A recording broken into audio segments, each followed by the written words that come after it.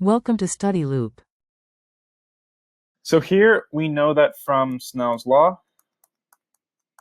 of refraction, n sub 1 sine of theta sub 1 equals n sub 2 sine of theta sub 2.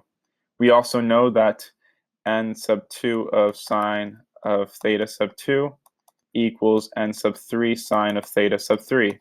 So essentially, by transitive property, n sub 1 sine of theta sub 1 equals n sub 3 sine of theta sub 3.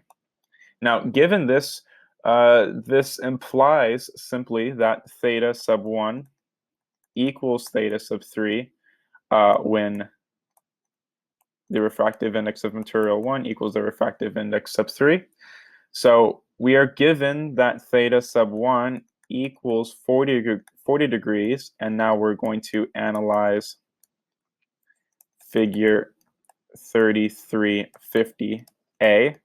And essentially, once we find, we're going to look for a point in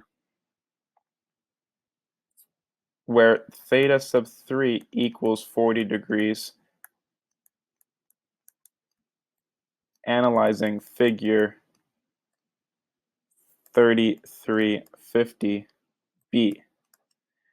And we find that here the refractive index n sub 1 is going to equal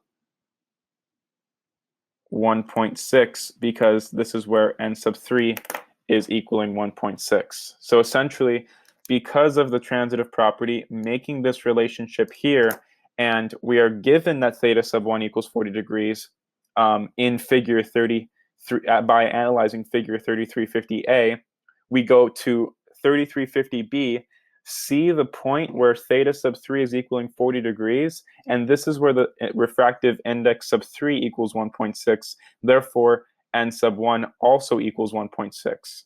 So here, this would be our answer for part A. For part B, we know that the first step in our solution to part A shows that here information concerning n sub 2 disappears. So here we cannot find n sub 2. N sub 2 cannot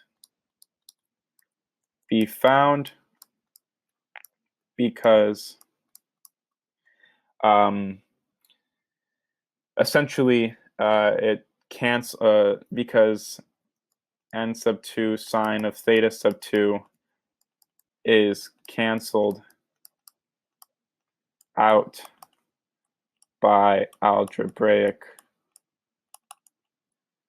manipulation, in part A. So we need more information in order to find n sub 2.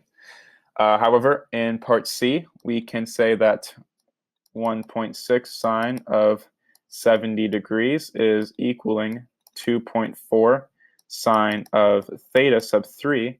Therefore, theta sub 3 would be equal to arc sine of 1.6 sine of 70 degrees divided by 2.4. And so theta sub 3 is equaling 39 degrees. This would be our answer for part C. That is the end of the solution. Thank you for watching.